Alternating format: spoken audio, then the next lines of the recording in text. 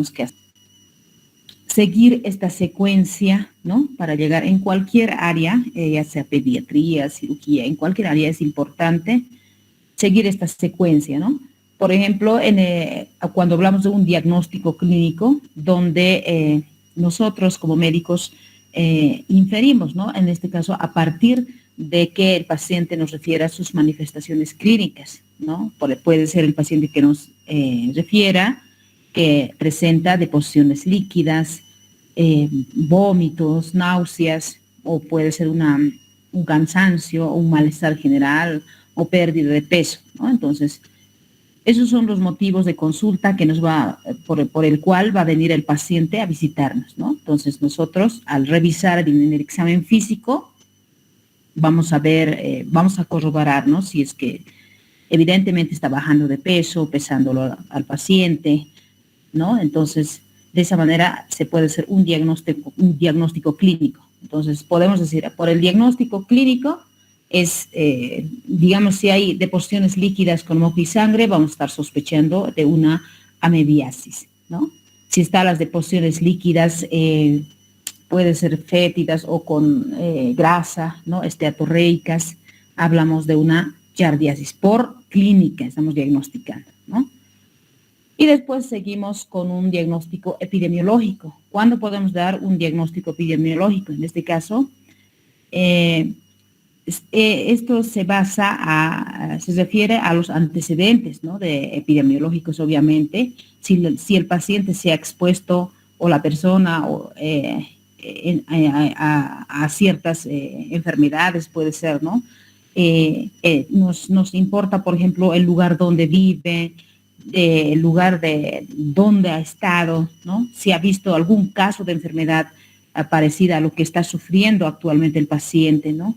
En la zona o en la comunidad donde esté, ¿ya? Entonces podemos dar también mediante estas situaciones por el lugar donde vive, si tiene agua potable, si en ese área ha encontrado alguna manifestación clínica parecida a lo que está presentando el paciente, ¿no? Todo eso nos da entonces podemos decir por diagnóstico epidemiológico, ¿no? Por esos motivos, ¿ya? Y la otra es el diagnóstico etiológico. Una vez que ya tenemos la clínica, la epidemiología de dónde viene el paciente, no la edad, el sexo, todo eso nos ayuda para el diagnóstico, ya que ciertas edades son, por ejemplo, si hablamos de niños menores de 5 años, ellos sufren de enfermedades diarreicas agudas o enfermedades respiratorias agudas, ¿no? Y los pacientes adultos mayores de 65 años sufren de algún cáncer, ¿no? Entonces nos ayudan para poder diagnosticar la epidemiología también. Entonces, por epidemiología, ¿no? Ya que los niños de menores de 5 años sufren más de deposiciones líquidas con moco y sangre, digamos, podemos decir, ¿no? En este caso hablando de la amebiasis. Y buscamos la causa, o qué le está haciendo dar esas deposiciones líquidas con moco y sangre, qué agente le está produciendo, qué especie, si es bacteria, si es parásito, si es virus, ¿no? Entonces, siempre de los parásitos nos olvidamos, ¿no? Y más pensamos en bacterias, ¿no? Y damos directamente antibióticos y no funciona. Entonces, para eso nos sirve el diagnóstico parasitológico. En cualquier área tenemos que seguir esta secuencia, ¿no? La clínica, la epidemiología y la etiología. Entonces, en parasitología, la única forma de confirmar el diagnóstico es la demostración del parásito, ¿no? No podemos decir, es que ha viajado a una zona endémica y yo pienso que tiene y voy a hacer profilaxis, ¿no? Pienso que tiene giardiasis o tiene lo que es el Ascaris lumbricoides, ¿no? Entonces, porque mi hijo ha viajado por un mes, ¿no? En el receso pedagógico se ha ido, entonces voy a darle. No se puede dar. Y tenemos que ver al parásito recién, ¿no? Damos medicamentos, porque hemos dicho que hay parásitos saprófitos que son útiles o son nuestros simbiontes, ¿no? Son útiles para nosotros, ¿ya? Entonces, por tanto, tenemos que ver todo esto, tiene que fundamentarse en el conocimiento de la biología del parásito, dónde vive el parásito, ¿no? Por ejemplo, en las Ascaris lumbricoides siempre está en el intestino delgado, eso es su hábitat. Pero puede, doctora, puede irse, ¿no? Hasta el hígado, puede ir a los pulmones, puede ir, ¿no? Es uno de los parásitos, el Ascaris lumbricoides, que hace el ciclo del oso. ¿no? Entonces, pero no va a estar por siempre ahí, sino le gusta estar en el intestino delgado. ¿Cómo va a ser su ciclo evolutivo, ¿no? Entonces, es muy importante para tomar muestras, ¿no? Para tomar muestras tenemos que saber el ciclo evolutivo, cada cuánto se va a ir eliminando los parásitos. Cuando les había dicho, por ejemplo, de la yardiasis, cada 72 horas se va desprendiendo, ¿no? Los trofozoitos. Entonces, por eso se pide un coproparasitológico seriado, ¿no? O sea, yo voy a pedir lunes, después lo voy a pedir el jueves, ¿no? Así, en distintos días, para poder encontrar al parásito que lo está produciendo la enfermedad, ¿no?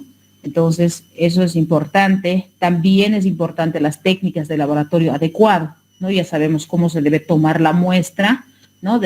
Cuando hablamos del coproparasitológico de las heces fecales, ¿ya? Si nosotros al paciente vamos a explicar de manera adecuada, vamos a tener resultados muy certeros, ¿no? Que nos van a ayudar para un diagnóstico oportuno, un diagnóstico exacto y un tratamiento oportuno, ¿no? Por eso es importante explicar al paciente. Si yo les digo, mañana examen general de orina a chorro medio, entonces el paciente peor no sabe, ¿no? Si nosotros mismos no sabemos, el paciente peor no sabe. Entonces, tal vez va a traer contaminado con heces fecales, puede ser, si es mujer, con la menstruación, ¿no? Entonces, hay que tener mucho cuidado, ¿ya? Las formas de diagnosticar una parasitosis, entonces vamos a utilizar, hay métodos directos, métodos indirectos y el método molecular. En este caso vamos a hablar de lo que es el método directo. En el diagnóstico parasitológico, cuando hablamos por el método directo, ¿no? Es cuando nosotros vamos a observar directamente al parásito. Puede ser esto en cualquiera de sus formas o en alguna de sus estructuras, ¿no? Es lo mismo, ¿no? Redundante. Entonces, ¿en qué muestras o yo qué muestras puedo solicitar, ¿no? Para poder encontrar parásitos? Entonces, ya hemos hablado, muestras de heces fecales, ¿no? Para hacer un coproparasitológico simple o seriado, ¿no? Podemos hacer en sangre. Por ejemplo, en sangre vamos a buscar cuando hablamos de la malaria, ¿no? De la enfermedad de Chagas. En orina también se puede encontrar parásitos, ¿no? Como en la filariasis. En el aspirado duodenal, cuando hablábamos de la yardiasis, hacemos aspirado duodenal y vamos a buscar a los trofozoitos, hemos dicho. Podemos hacer raspado de lesión, ¿no? En este caso, en la leishmaniasis, en un raspado de los bordes de la lesión de la leishmania, ¿no? Entonces, ahí vamos a buscar a los amastigotes, ¿ya? Podemos hacer también, podemos pedir laboratorios o hacer estudios por lavado bronquial, ¿no? Podemos realizar también, solicitar muestras de flujo vaginal para buscar parásitos, que es lo más frecuente cuando hablamos de la Trichomona vaginalis, que es un parásito flagelado, ¿no? Aerobio. Y también se puede hacer aspirados de la lesión, ¿no? Entonces, el método directo puede ser cualitativo o puede ser cuantitativo, ¿ya? Cuando hablamos del método cualitativo, esta nos va a permitir, ¿ya?, que nosotros veamos la característica del parásito y no así la cantidad, solo la característica, ¿no? Solo la característica del parásito nos permite ver el método cualitativo, ¿no? O como de cualificar o calificar, ¿no? Entonces, dentro de estas tenemos las técnicas cualitativas básicas. Hablamos entonces del examen coproparasitológico simple, seriado, ¿no? Que vamos a utilizar microscopio o soluciones también, ¿no? En este caso para poder observar, ¿ya? Entonces, cuando ustedes vean o alguna vez la mayoría conoce el laboratorio de lo que es el examen general de orina. Es parecido lo mismo del coproparasitológico, ¿no? ¿Qué es el coproparasitológico? Es el estudio de las muestras fecales, ¿no? De las heces fecales. ¿Ya? Entonces, ¿para qué les preguntaba de lo que es el examen general de orina? El examen general de orina se divide en tres partes, ¿no? Que es un examen físico o macroscópico, un examen microscópico y un examen químico, ¿no? Entonces, en esas tres partes se divide el examen general de orina. Lo propio en el coproparasitológico se divide igual, en uno macroscópico, microscópico y por examen químico, ¿no? Entonces, cuando ustedes vean el laboratorio de coproparasitológico, tenemos que observar esas tres cosas, ¿no? Por ejemplo, al examen macroscópico o físico, nosotros tenemos una muestra de ese fecal fresco. Puede ser en los niños, les había dicho, en los niños, puede ser una evacuación hasta 30 minutos, ¿no? Sin que tenga, ¿qué se llama? Fijadores, ¿no? Para poder guardar más tiempo. Entonces, en ese tiempo podemos observar trofozoitos, les decía. O en adultos podemos guardar en la refrigeradora o en un medio ambiente, podemos guardar hasta 10 horas, ¿no? Y podemos hacer el estudio. Mientras más tiempo pasa, ya aparecen hongos, bacterias, ya se va contaminando y ya no vamos a encontrar muchas cosas, ¿no? Se va a ir perdiendo la validez de la muestra, ¿ya? Entonces, eso tenemos que tomar en cuenta. Entonces, al examen macroscópico, ¿qué buscan? Ustedes cuando tienen la muestra de las heces fecales, primero tenemos que evaluar el color, ¿no? El olor.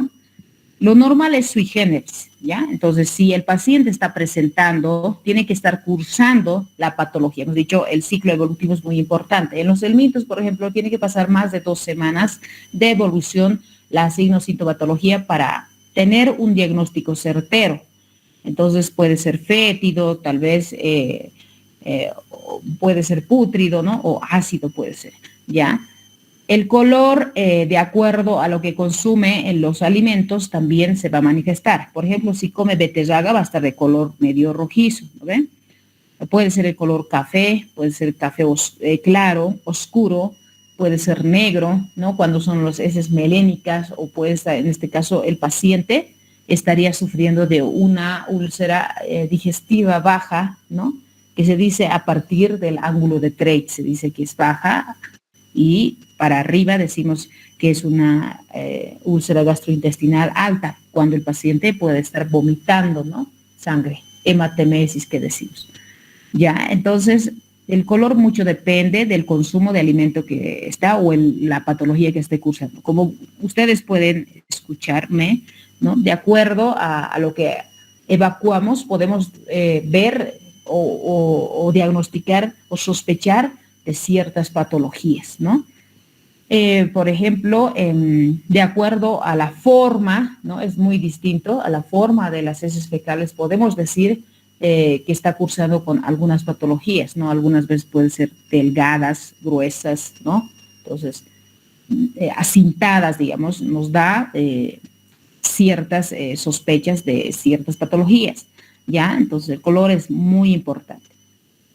Puede ser verdoso también, ¿no? Puede ser amarilla, ¿no? Amarilla, por ejemplo, en los recién nacidos que están, no los recién nacidos, después de que ya han consumido la leche después de 3 días, ¿no? Entonces, los pacientes hacen sus evacuaciones amarillas, ya hasta los 6 meses, porque solo consumen leche, ¿no? Una lactancia exclusiva, ¿ya? Entonces, en ellos son, si es una lactancia exclusiva de leche materna, entonces es color amarillo. Si ya utiliza, digamos, no tiene la mamá leche o trabaja y utilizan leches de fórmula, en ese caso el color de las deposiciones fecales de los recién nacidos o de los neonatos es, neonatos se dice hasta los 28 días, entonces para adelante hasta los 6 meses, no, aunque no comen alimentos, son verdosas, ¿no? Medio pegajosas, así, porque ellos no pueden digerir ácidos grasos, ¿no? Ya que la leche materna no tiene ácidos grasos, ¿no ve? O la grasa no tiene, ¿ya? Entonces, el cuerpito del bebé todavía no está preparado y a partir de 6 meses ya se introducen los alimentos, ¿no? Y ya va a ser distinto también el olor y el color de las heces fecales. Es importante ver la consistencia, si está pastosa, si está líquida, ¿no? O está dura. Si está dura, vamos a pensar que el paciente está estreñido, ¿no? Entonces, siempre hay que preguntar catarsis, decimos a las evacuaciones fecales, ¿no? Normalmente debe hacerse cada día, ¿no? O de acuerdo a lo que come. Algunos comen 3 veces al día, pero en mucha cantidad y van a hacer 3 veces al día. pero algunas veces normalmente se come al mediodía. Por ejemplo, yo como en la mañana un desayuno y al mediodía un almuerzo, entonces tengo que hacer mi evacuación al día una sola vez, porque en la noche no ceno. Entonces, eso mucho depende de la cantidad que coma, ¿no? Podemos observar también los parásitos macroscópicamente, a simple vista. Antiguamente, como ustedes han ido exponiendo, algunos grupos han preparado y otros han improvisado. En ese caso se ha visto de que se tenía que diagnosticar parasitosis a simple vista, ¿no? Teníamos que ver al Ascaris lumbricoides o a los proglótides de la Taenia solium o de la cualquiera de las tenias, ¿no? Una teniasis, viendo proglótides podíamos diagnosticar, ¿no? O las oxuriasis a la vista. Después ya con los avances de la tecnología hemos ido viendo con la investigación que se ha ido realizando, o sea, ya ha aparecido lo que es el microscopio. Se puede observar también alimentos sin digerir, ¿no? Por ejemplo, los niños no tienen la dentadura completa y se puede ver si es que come arvejas, se ven las arvejas, si comen lentejas, ahí están las lentejas en las evacuaciones, ¿no? Entonces, en la muestra que vemos se observa los alimentos sin digerir, las zanahorias puede estar ahí, ¿ya? O en pacientes mayores de edad que se ve con frecuencia, igual ellos ya no tienen dentadura, lo van perdiendo, o algunos tienen placas, ¿no? Completas. Entonces, ellos tampoco pueden masticar y a veces se lo tragan, ¿no? O puede sufrir de alguna patología. Ya no está haciendo sospechar al examen físico, ¿no? O que no está funcionando bien, tal vez las enzimas pancreáticas, biliares, ¿no? Gástricas, para desintegrar los alimentos. Ya nos va a dar una pauta al examen físico. Entonces, con la ayuda del microscopio vamos a poder observar más cosas, ¿no? En este caso, vamos a utilizar, por tanto, cuando utilizamos el microscopio, el yodo Lugol, ¿no? Donde nosotros podemos observar fibras vegetales. Si el paciente se alimenta a expensas de fibras vegetales, vamos a encontrar mayor cantidad de fibras vegetales, o si consume solo carnes, ¿no? Proteínas, en este caso, pacientes, por ejemplo, en este tiempo ya las chicas empiezan a comer más proteínas y un pedazo de carbohidrato, ¿no? Y eso hace que no suban de peso. Así, de esa manera se van a alimentar. Es decir, un pescado grande, una trucha grande y una papita pequeña, ¿no?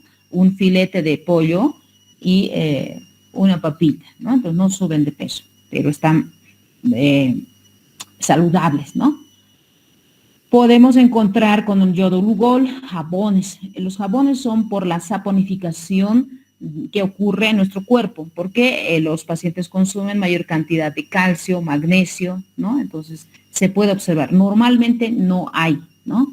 Tiene que ser escaso, ya, o negativo tiene que ser. Entonces, pero cuando está sufriendo, que no hay el metabolismo, hay alteración en el metabolismo, podemos observar jabones, grasas, ¿no? Como les decía, si hay alteración a nivel de las enzimas hepáticas, o en este caso, por ejemplo, cuando hablamos de grasa, el paciente puede ser que se haya comido, digamos, hoy día, digamos, hemos hecho lo que es el coproparasitológico, entonces ayer se ha comido alimentos que contengan grasa, ¿no? Puede ser lechonada, ¿no? O chicharrones, puede ir comiendo, entonces se puede observar grasa. O simplemente que a veces vamos manipulando con la mano, sin guantes, ¿no? Los portaobjetos o los cubres, y ahí podemos observar también grasa, porque nuestra mano tiene grasa, nosotros desprendemos grasa, ya, porque a veces utilizamos cremas, todas esas cosas, se ve. Y se puede observar también cristales, ¿no? Cuando observan, si ustedes ven en el laboratorio cristales, una cruz, dos cruces, entonces hay que pensar en enfermedades como la amebiasis, ¿no? La amebiasis hace que vea en las heces fecales cristales. Los cristales son como rombitos, pero alargados. Vamos a ir viendo más adelante las imágenes. O en casos de que los pacientes estén cursando con resfríos comunes, ¿no? Las gripes, ¿no? Entonces, ellos, por ejemplo, los que son menores de 5 años se lo tragan, cuando empiezan a toser todo ese producto, se lo tragan. Los abuelitos también de la tercera edad se lo tragan. Entonces, de esa manera podemos observar también, ¿no? Nos llamaría, si es una cruz, hay que pedir otra vez, ¿no? Unas 2 muestras más para descartar, ¿ya? Podemos encontrar ácidos grasos, como les decía, tal vez el paciente ha sido o está sufriendo o no secreta bien una buena cantidad de la tripsina, ¿no? Quimiotripsina, todos esos para poder desintegrar. Entonces puede estar habiendo por ese motivo grasas, no ácidos grasos. Se puede observar el moco, ¿no? Almidón. Almidón, por ejemplo, los pacientes no pueden masticar bien, ¿no? No pueden masticar bien o que no hay buena cantidad de lo que es la tialina para desintegrar el alimento. ¿Ya? Entonces se puede observar también con el uso del yodo Lugol en las muestras fecales, ¿ya? O leucocitos también, ¿no? Se puede ver leucocitos, eritrocitos.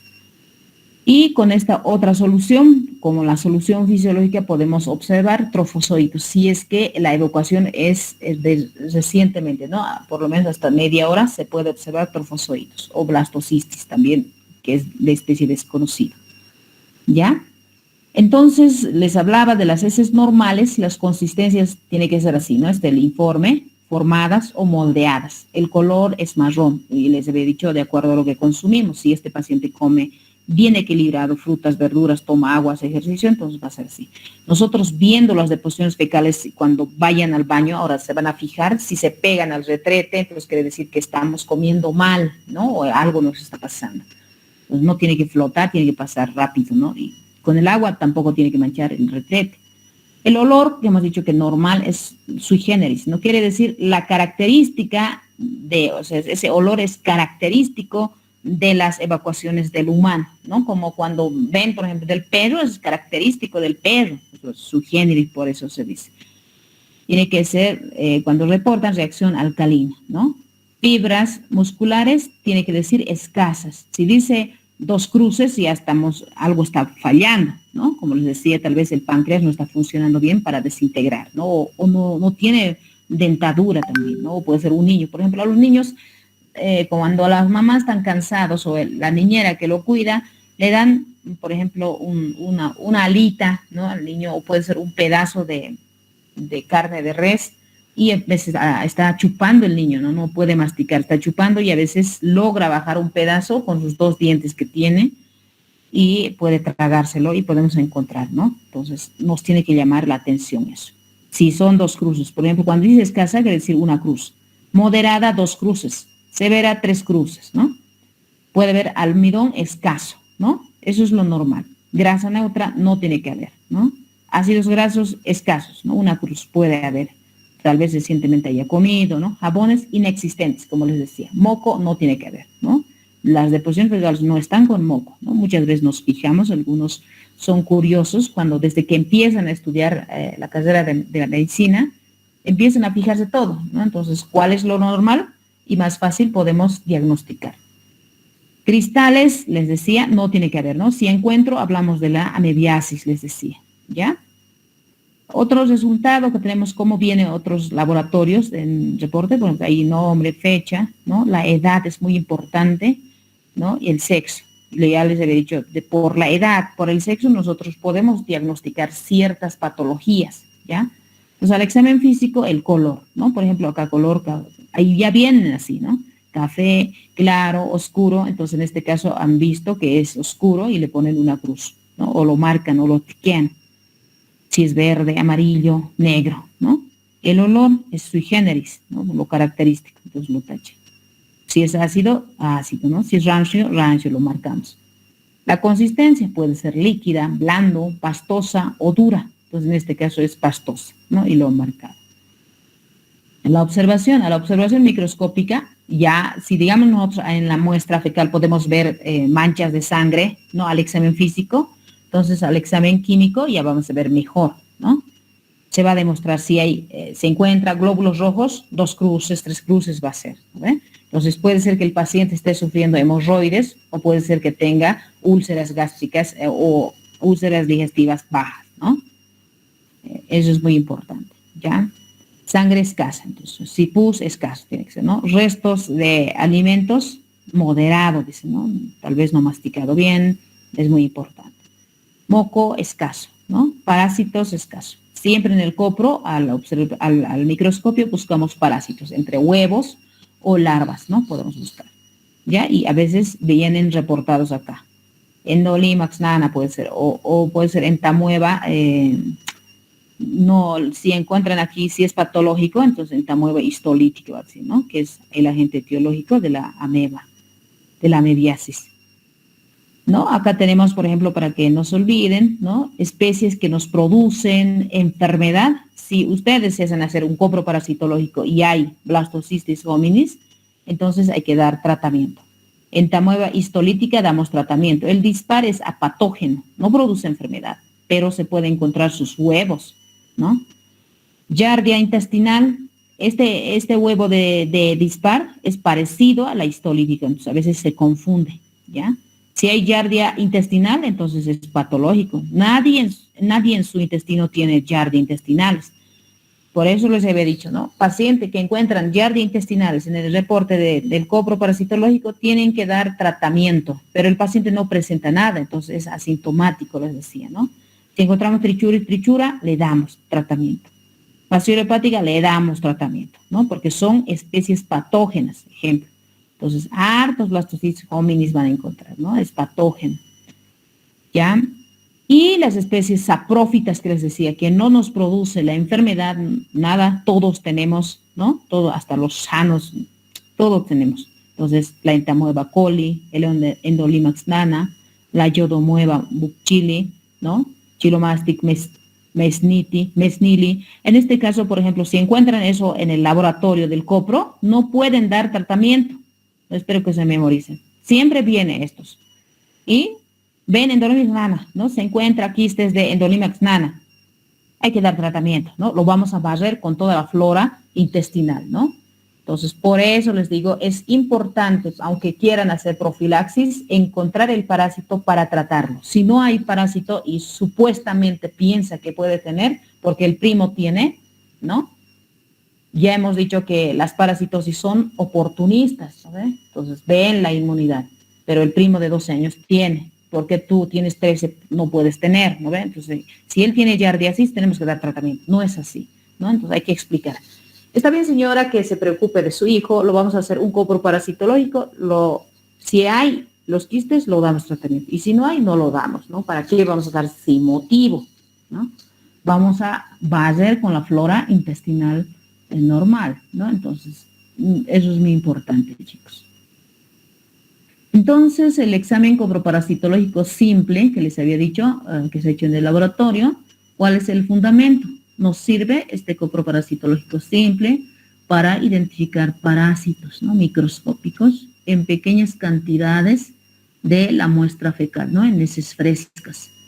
Estas pueden ser conservadas utilizando solución salina, fisiológica o Lugol. Entonces, por tanto, ¿cuáles son los materiales para un coproparasitológico simple?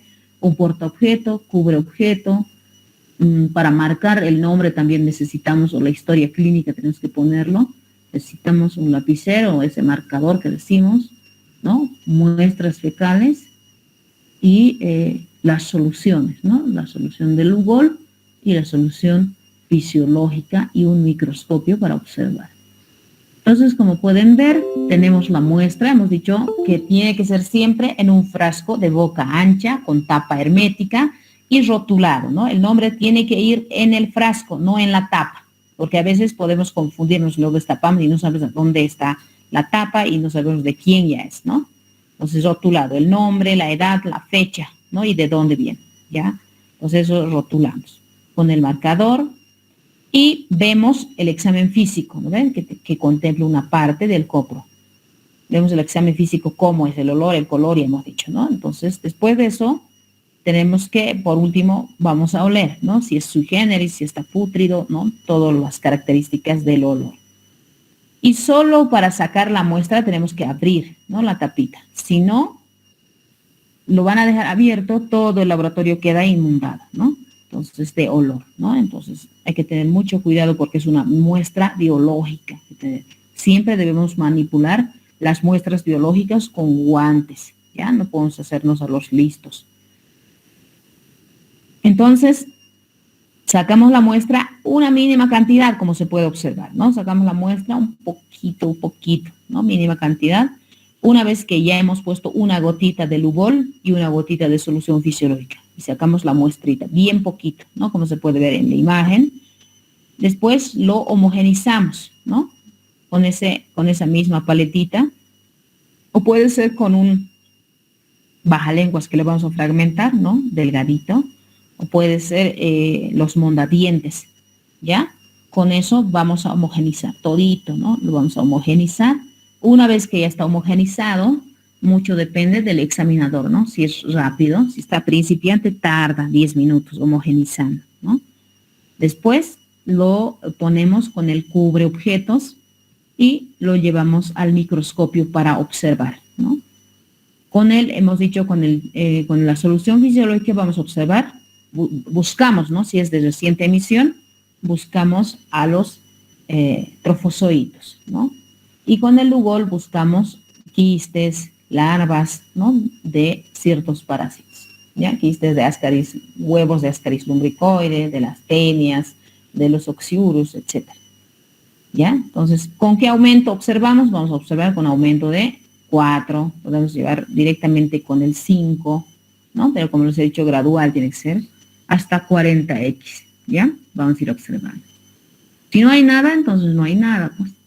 Si el paciente está con deposiciones líquidas, moco y sangre, entonces vamos a encontrar a la ameba, ¿no? A los quistes de la ameba, que es la forma resistente. Podemos encontrar, si es menor a 30 minutos, a los trofozoitos, que es la forma móvil patógeno. Entonces, cuando encontramos trofozoito, el paciente ya está cursando con la enfermedad, ¿ya?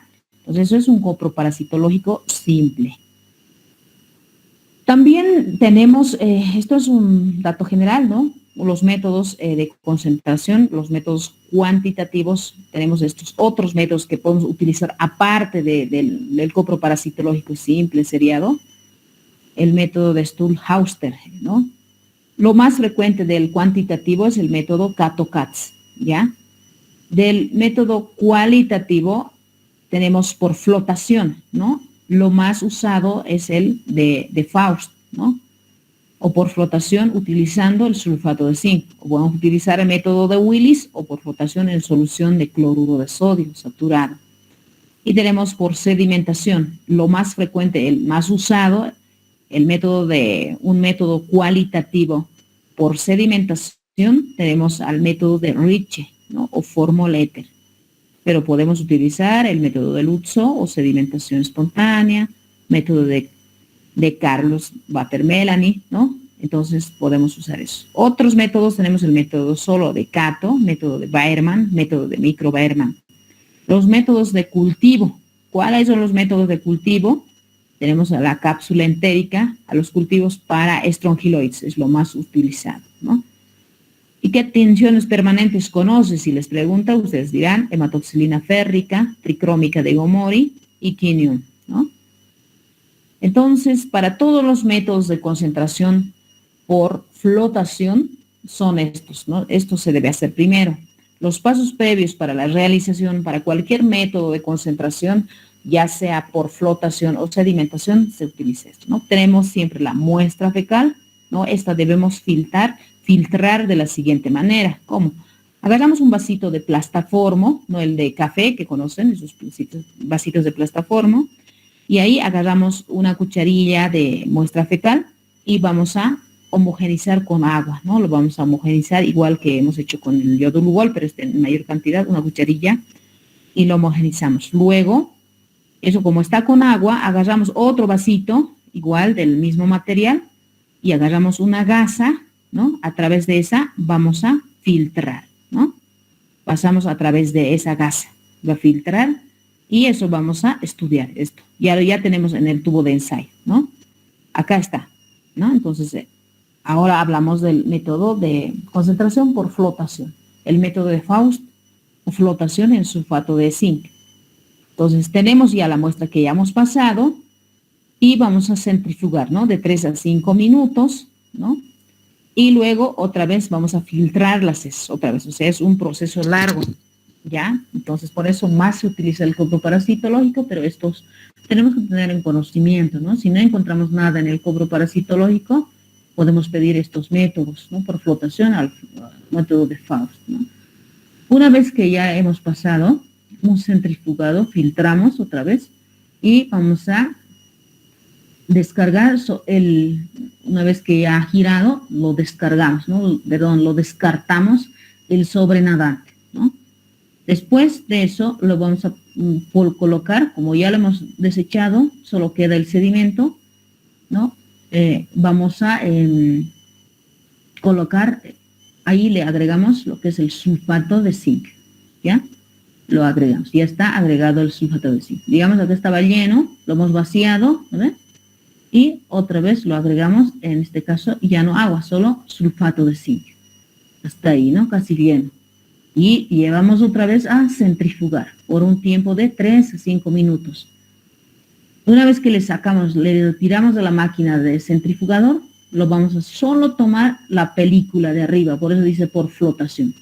Por flotación utilizamos el método de Faust, ¿no? Solo el de arriba, agarramos el portaobjetos y sacamos una gotita de solución fisiológica o Lugol.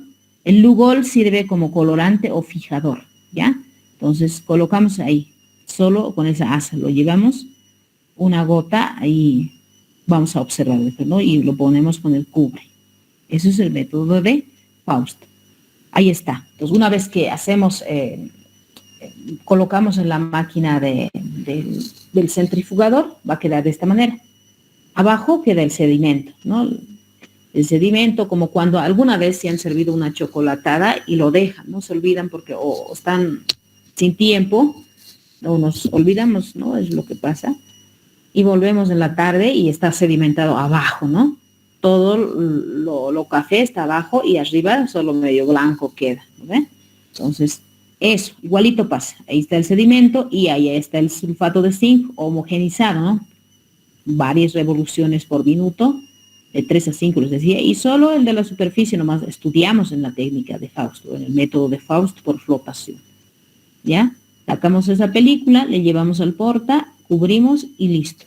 Observamos, buscamos ahí huevos, ¿no? Podemos utilizar también el método de Shatter. Este método, igual ya tenemos la muestra en la primera diapositiva del azul que les he mostrado. Ya una vez que ya está cernido, ¿no? Hemos hecho pasar las heces fecales, vamos a homogenizar esas heces fecales, vamos a poner ahí la solución formulada, ¿no? Después hacemos pasar, llevamos al centrifugador, en un tiempo de 3 a 5 minutos, vamos a hacer que gire, digamos, ¿no? Para que me entiendan, de 1000 a 1500 revoluciones por minuto. ¿Ya? Una vez que ya pasa eso, lo volteamos, ¿no? El sobrenadante, lo volteamos. Y vamos a agregar otra vez 12 ml de éter. Agregamos ahí 12 ml de éter. Y vamos a eliminar, ¿no? El sobrenadante y solo vamos a tomar una parte del sedimento, ¿ya? Una parte del sedimento, solo esa parte. Acá lo sacamos. Y luego vamos a agregarlo 1 ml de solución azúcar y dejamos por 3 minutos, ¿no? Va a estar reposando 3 minutos y tomamos la muestra de la superficie, ¿no? De la superficie. Una vez que reposa 3 minutos, tomamos solo la muestra con una pipeta. Sacamos y eso vamos a llevar al portaobjeto y vamos a observar al microscopio. Directamente en este caso con un aumento de 100x, ¿no? Directamente, ¿ya? 100 o 400, ¿ya? Tenemos otro método de concentración por sedimentación también, ¿no? Es el método de Faust que les decía, ¿no? O flotación o centrifugación, ¿ya? Entonces, ¿qué buscamos? ¿Para qué utilizamos este método? Para diagnosticar quistes de protozoos, ¿no? Esta tiene una sensibilidad moderada con respecto a las otras técnicas y, como pueden ver ustedes, tarda más tiempo, ¿ya? Más tiempo.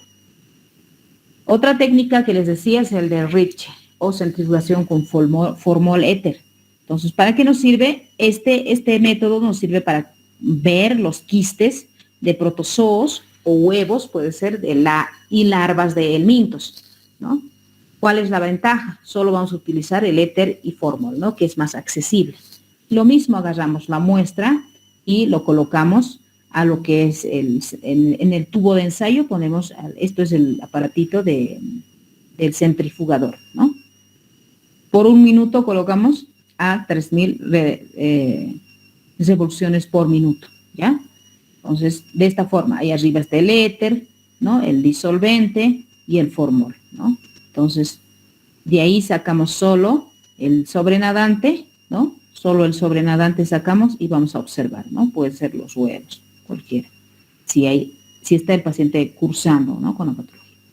Otro método de concentración de larvas que les decía, que es lo que más se utiliza, el de estrongiloidiosis, ¿no? En caso de esto, estamos sospechando estrongiloidiosis por la clínica y la epidemiología y tenemos que demostrarlo con el diagnóstico etiológico, ¿ya? Entonces, ¿qué pasa? Agarramos, por tanto, utilizamos esta técnica de Baerman, ¿no? Para diagnosticar estrongiloidiasis, tenemos que hacer la técnica de Baerman, ¿no? Entonces, ¿qué es lo que pasa? Agarramos este material, ¿no? Y en una gasa colocamos las heces fecales, ¿no? Esa muestra que hemos cernido, como he dicho, ¿no? Entonces, agarramos esa muestra y vamos a colocar en este material, que parece como un tubito, pero con boca ensanchada, ¿no? Entonces, y abajo tiene que estar agua, ¿no? Y en busca de agua se van yendo las larvas, ¿no? Se hunden hacia el fondo y por tanto nosotros acá sacamos la muestra de acá y vamos a llevar a observar, ¿no? Las larvas al microscopio. Otros métodos cualitativos puede ser la técnica de Harada-Mori, ¿no? Que se utiliza un papel de filtro, ¿no? En un tubo de Harada-Mori. Este es el tubo de Harada-Mori, ¿ya? Entonces, primero vamos a homogenizar las heces fecales por tamizaje, ¿no? En este caso vamos a colar en una malla fina que ya hemos hecho, ¿no? Al principio, y después vamos a efectuar la siembra de esta muestra sobre la tira de papel filtro, que tiene que ser de 10 centímetros, ¿no? Y 2 centímetros libres tiene que quedar. O sea que solo esta parte nos vamos a utilizar y 2 centímetros libre queda. Y eso vamos a introducir una tira, ¿no? En el tubo de la Harada-Mori y va a estar sumergido en unos 5 ml de agua, tiene que estar sumergido. Todo esto va a estar sumergido, lo demás 2 centímetros va a estar seco, digamos, ¿ya? Luego le tapamos y vamos a colocarlos verticalmente, tiene que estar en la gradilla y vamos a incubar a 20 grados centígrados. Y vamos a ver que los huevos van a eclosionar, igual parecido a la técnica ¿no? de la estrongiloidiasis que les he dicho para diagnosticar, y se van a ir igual al agua y van a eclosionar. Los huevitos revientan y salen las larvas, ¿ya? Entonces, así se puede diagnosticar también. Tenemos otras técnicas como la técnica de Graham, ¿no? Que les había dicho que sirve para diagnosticar cuando hablamos de los enterobius vermiculares, ¿no? Que es el agente etiológico de las oxiuriasis, ¿ya? Entonces, como acá pueden ver, agarramos, los materiales son portaobjetos, bajalenguas, puede ser, ¿no? El scotch y el microscopio, ¿no? Como pueden ver acá, el scotch ya lo está envolviendo en el bajalenguas, ¿no? O puede ser del lado que pega, ¿no? Entonces, acá están indicando. Y tenemos, por ejemplo, en la 4 ya está puesto, en el 5 ya todo asegurado, ¿no? Y el paciente tiene que estar en esta posición, ¿no? De cúbito ventral o en posición maometana. O en su caso, colocamos en nuestro muslo, ¿no? Y va a estar echado y de esa manera, con el dedo enguantado o encima de la mamá, ¿no? En este caso, en su espalda de la mamá, le ponemos al niño y vamos a separar el glúteo, ¿no? Separamos y vamos a introducir al bajalenguas por 3 a 5 minutos, ¿no?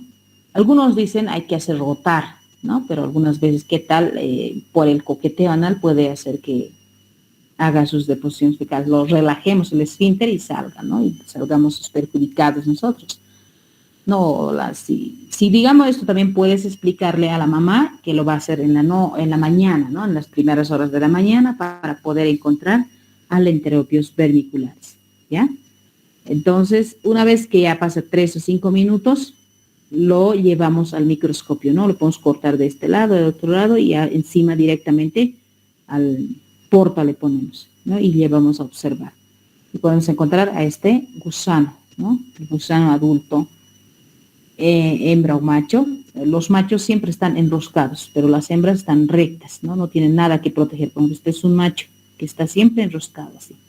Y la hembra recta, aguzada, ¿no? Podemos observar, si no hay esas larvas, podemos observar a los huevos, ¿no? Entonces, la técnica de Graham nos había servido para diagnosticar las oxyuriasis, ¿no? Colocamos siempre el preparado que hacemos en la región, en el orificio perianal, ¿no? No más adentro ni afuera. Tenemos métodos cuantitativos que les había dicho, ¿no? Esta nos permite cuantificar la carga parasitaria, ¿no? ¿Cuál es el objetivo? Es determinar la cantidad de huevos de helmintos del tubo digestivo. Entonces, por tanto, les había dicho, con lo que más se utiliza para cuantificar es la técnica de Kato-Katz, ¿no? Esta técnica de Kato-Katz nos sirve para contar qué cantidad de huevos hay, ¿no? Por ejemplo, acá tenemos, si ya llevamos la muestra fecal en el portaobjetos y visualizamos con el microscopio, podemos decir nosotros, ¿no? Se hace por gramo de esos fecales, ¿no? Entonces, encontramos, por ejemplo, si decimos al microscopio, estamos viendo y encontramos Ascaris lumbricoides, digamos, 247 huevos de Ascaris, podemos decir, ¿no? Así se reporta. 400 o 4 huevos de Trichuris, 11 huevos de Uncinaria, ¿no? Así vamos a ir reportando. Entonces, ¿para qué nos sirve? Para ver la intensidad de la infestación, ¿no? Y de acuerdo a eso también la clínica se va a ir manifestando. Por ejemplo, en la Ascaris lumbricoides, si dice que es leve, tiene que ser de 0 a 4.999 huevos tenemos que encontrar. Si es moderado, entonces tiene una parasitosis moderada, van a ver ustedes en el diagnóstico, parasitosis moderada, dicen, ¿no? Entonces, ya debe ser más de 5.000 a 49.000 huevos de Ascaris, ¿no? Nos da parámetros para tratar. Ya, si es severa, más de 50.000 huevos, ¿no? Así sucesivamente. Por ejemplo, cuando hablamos de las uncinarias, cuando llevemos las uncinarias, se presentan, ¿no? Tiene una parasitosis intestinal moderada, ¿no? Que le está produciendo las uncinarias. Las uncinarias, mayor cantidad de huevos de uncinarias se encuentran, entonces el paciente más sufre de anemia, ¿no? Una anemia hipocrómica, normocítica, ¿no? Ferropénica, ¿ya? Entonces, es grave, ¿no? Si está severo, hay más de 4.000 huevos, ¿no? De uncinaria. Entonces, el paciente está pálido, no puede ni pararse, está piel y hueso, ¿no? Entonces, tenemos que nos sirve para eso. ¿Qué cantidad de huevos hay para que le estén produciendo, ¿no? Mayor infestación, entonces mayor es la clínica también, ¿no? Hay que tener mucho cuidado porque si no tratamos, el paciente cada día va a ir empeorándose, ¿no? Y a veces puede fallecer, más que todos los niños, ¿no? Y los de la tercera edad también. Los pacientes inmunodeprimidos. Debemos hablar de la coloración permanente para el diagnóstico específico para los protozoarios intestinales, ¿no? Está mal, intestinales, ¿ya? Intestinales, tenemos esta técnica, ¿no? Entonces, por ejemplo, tenemos tinciones permanentes, como la hematoxilina férrica de Heidenhain, ¿no? ¿Para qué nos sirve? Para tinción de protozoos, más que todo las amebas y las giardias, ¿no? Se puede ver ya exactamente al parásito, ¿no? Se puede ver acá a la giardia lamia, ¿no? Ya resalta la forma, ¿no? Nuclear, su citoplasma, ya se ve azul, se ve su núcleo, ¿no? Su cuerpo, sus cuerpos cromatoidales que hemos dicho, están los eritrocitos, ¿no? Entonces ya se puede ver, ¿ya? Y los huevos, eso es una característica de la giardia, dice, se puede ver amebas y flagelados, dice, ¿no? Entonces tenemos a la entamoeba histolítica, ¿no? En este caso al huevo, ¿ya? Al huevo, ya vamos a tener, ¿no? Y vemos su característica también, ya se puede ver al huevo su característica, ya es tetranucleado, ¿no? De doble pared, así, ya es resistente, ¿no? Entonces ahí tienen igual las grasitas que se ven de esa manera, redonditos. Otra es la coloración tricrómica para ver más los parásitos más pequeños que miden en nanómetros, ¿no? Y está todo el recuadrito, sigue, ¿no?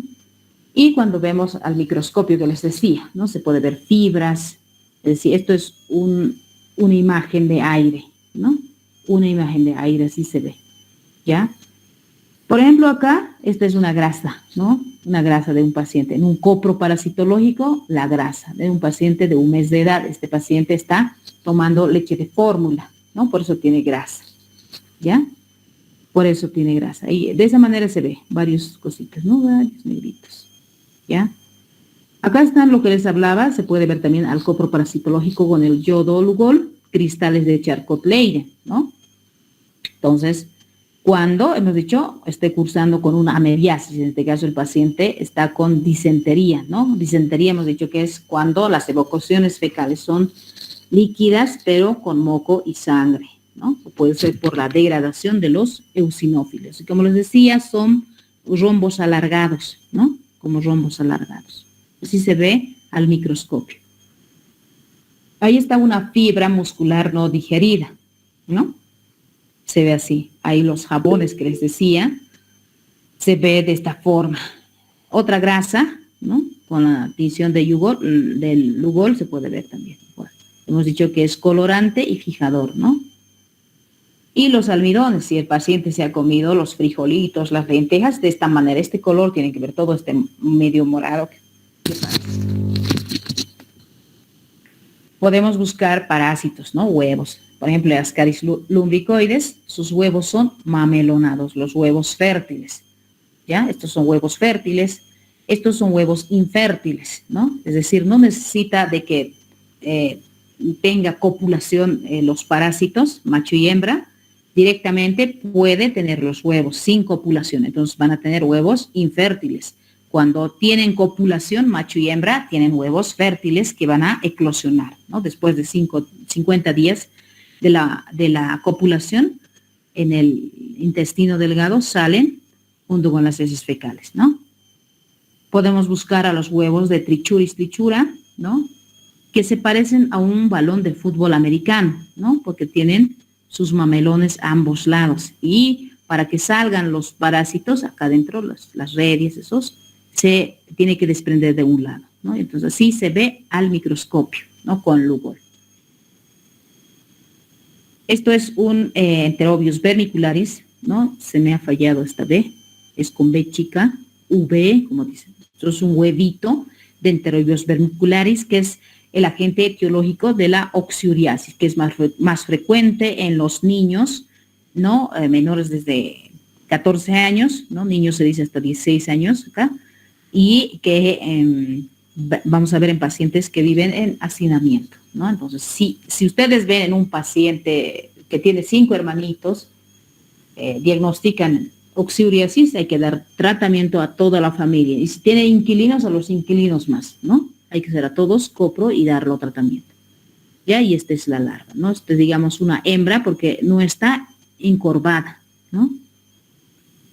Los gusanos de oxidios, por ejemplo, se parecen como alguna vez han hecho hervir lo que son las quinoas, han tomado el jugo de quinoa y se ven sus aritos que les salen, ¿no? Igualitos, así pequeñitos se están moviendo, en las heces frescas pueden ver, y en los niños también, en la noche, a partir de las 11 de la noche van saliendo a la región perianal, ¿no? Y le dicen al paciente, te vas a fijar, y sí, te dicen, ¿no? Ahí está eritematoso, secreta una sustancia pegajosa, ¿no? Y ahí están felices ellos, pero solo en la noche salen. Ustedes en el día van a fijarse, no hay nada, ¿no? Entonces a veces podemos dudar de lo que el paciente nos refiere. Por eso hay que cerciorarse. Ahora, como ya hay celular, nos puede mostrar hasta los dibujitos, digo, lo que puede grabarlo, ¿no? Entonces es fácil, nosotros ya conocemos, podemos diagnosticar. Podemos buscar en las heces fecales con el microscopio la tenia, ¿no? Con el microscopio no podemos decir que es una tenia solium o una tenia saginata, ¿no? Mientras vean estos huevitos, ustedes dicen que tienen tenia, ¿no?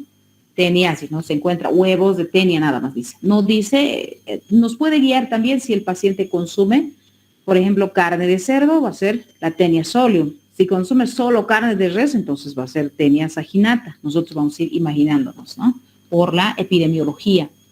Entonces, ustedes no tienen que confundirse, es parecido como a las gotas de grasa que hemos visto, ¿no? No, o gotas de aire, ¿no? Entonces, no podemos confundirnos. Es muy diferente, estos son radiadas, ¿no ven? Con coronas radiadas, y dentro de ellas se ve con ganchos, ¿no? A los parásitos, ¿ya?